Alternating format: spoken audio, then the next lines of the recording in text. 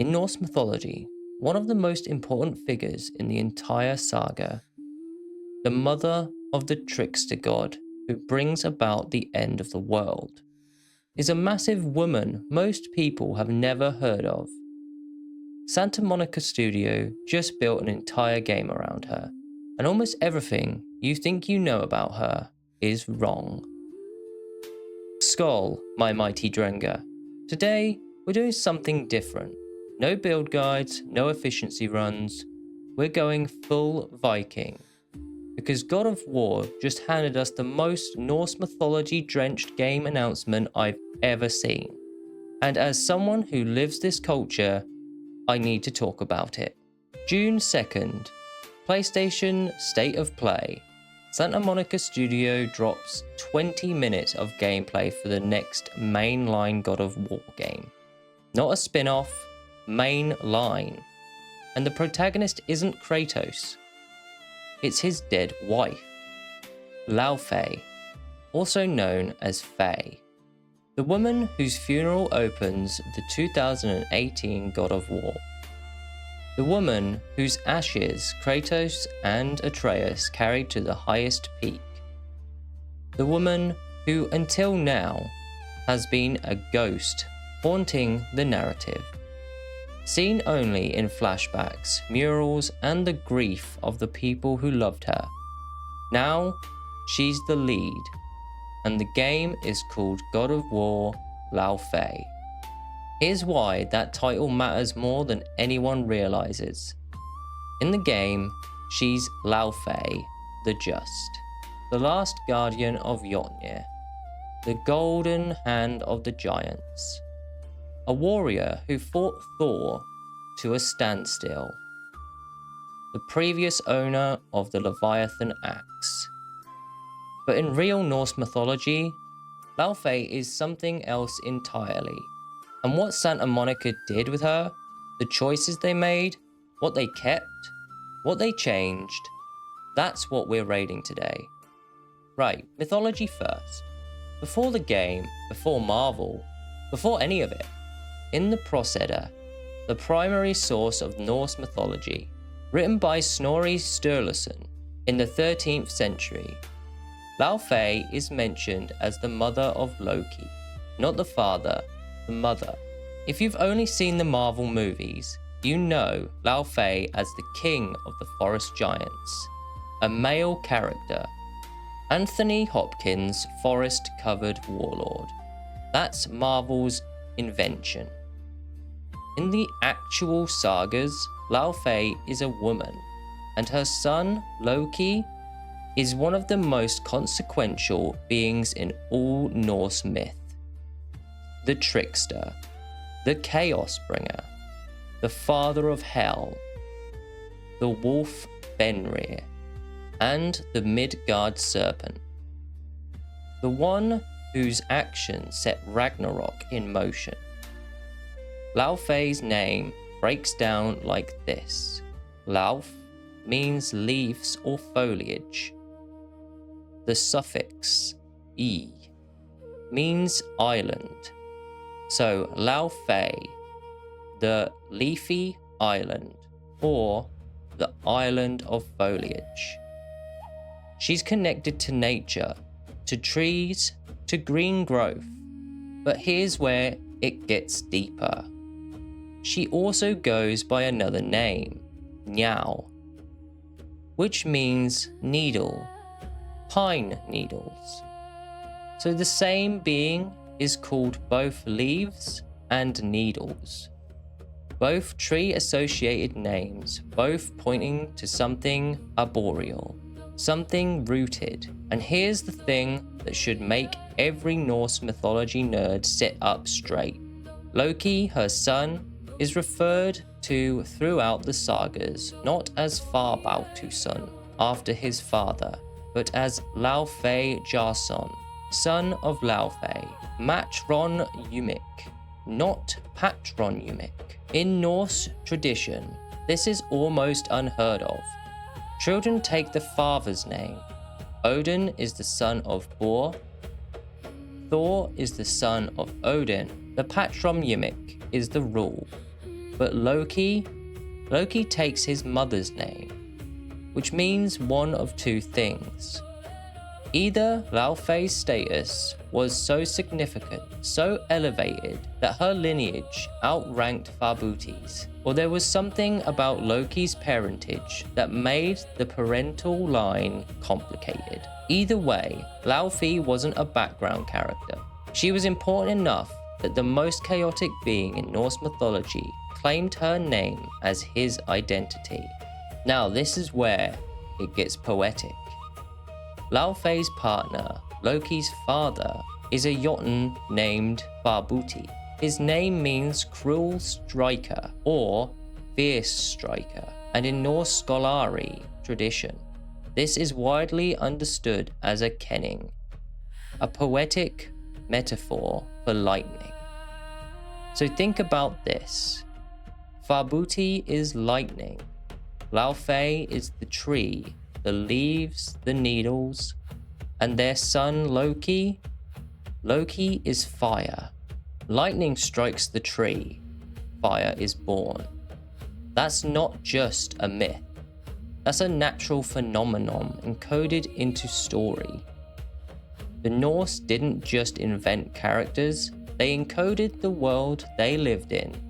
The storms, the forests, the fire that both destroyed and renewed, into a mythology that was also a natural history. This is what I mean when I say Norse mythology is alive. It's not just gods sitting in Asgard having arguments. It's the landscape, it's the weather, it's the relationship between the land, the sky, and the fire that connects them. And Laufey, the leafy island, the needle, is the bridge between all three. She's the thing that gets struck, the medium through which fire enters the world. Without her, there is no Loki. Without Loki, there is no Ragnarok. Tell me that's not the most mental thing you've ever heard. So, Santa Monica Studio knows all of this. The question is, what did they do with it? In God of War's Norse saga, Laufey is called Laufey the Just. She's a Jotun, a giant, who hid among the mortals. She was the last guardian of the Jotnar, the final protector of a race that Odin systematically hunted to near extinction. She was the golden hand of the giants, a warrior so powerful that she went toe-to-toe with Thor and survived. Not survived, matched him. She owned the Leviathan axe before Kratos ever touched it. Brock and Sindri, the dwarf brothers, forged it for her. The weapon that defines Kratos' Norse era was originally her weapon. She was the warrior. He inherited her arsenal and the murals. The murals when Kratos and Atreus finally reached Jotunheim at the end of God of War 2018. They find a wall carved with prophecies, paintings depicting the future. Faye painted those. She saw what was coming. She knew Kratos would open her ashes. She knew Atreus was Loki. She knew about Ragnarok. And she planned for all of it. Every single event in God of War Norse saga, every battle, every death, every prophecy fulfilled, traces back to a woman who was already dead when the first game started. Laufey didn't just set things in motion, she architected the entire sequence from beyond the grave. And now Santa Monica is saying she's not done. She wakes up in the afterlife, a place called the Everywhere, and discovers that the plans she put in place are under threat.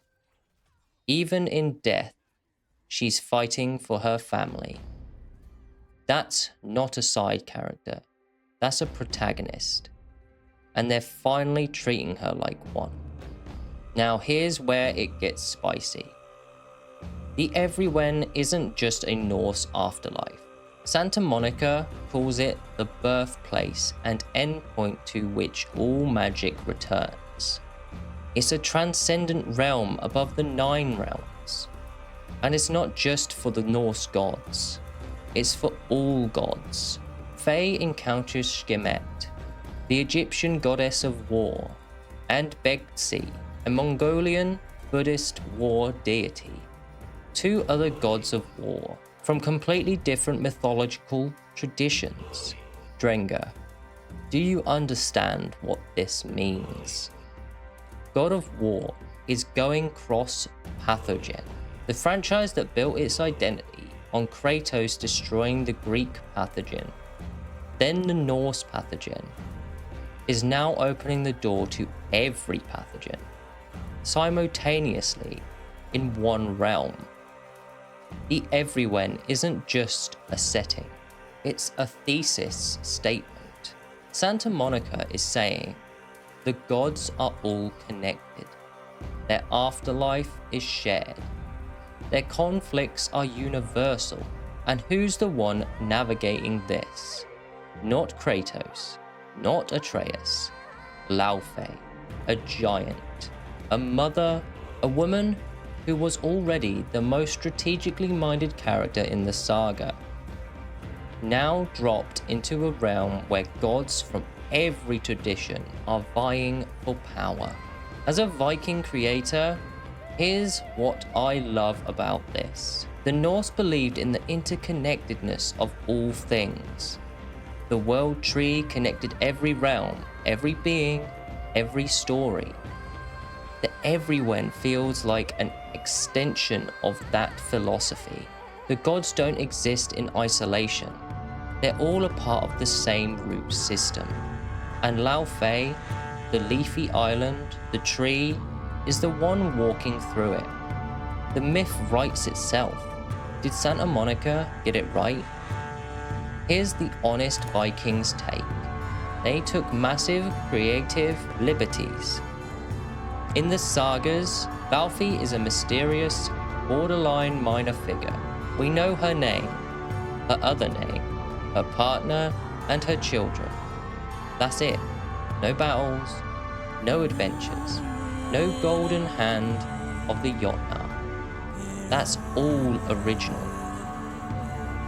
But here's why I don't care. Because what they kept is the part that matters. They kept the name. They kept the matronymic. Atreus is Loki, and Loki is Laufey's son. That connection is preserved. They kept the nature symbolism.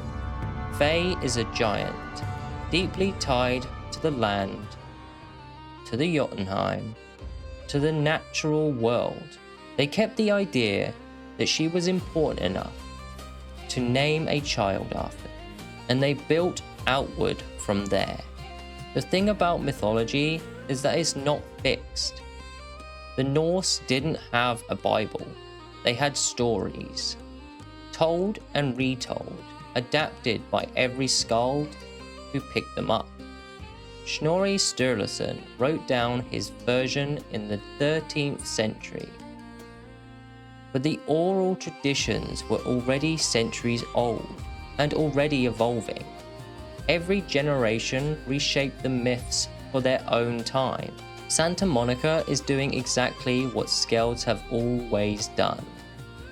Taking the old stories, reshaping them, making them speak to a new audience. Is it accurate to the 13th century text? No.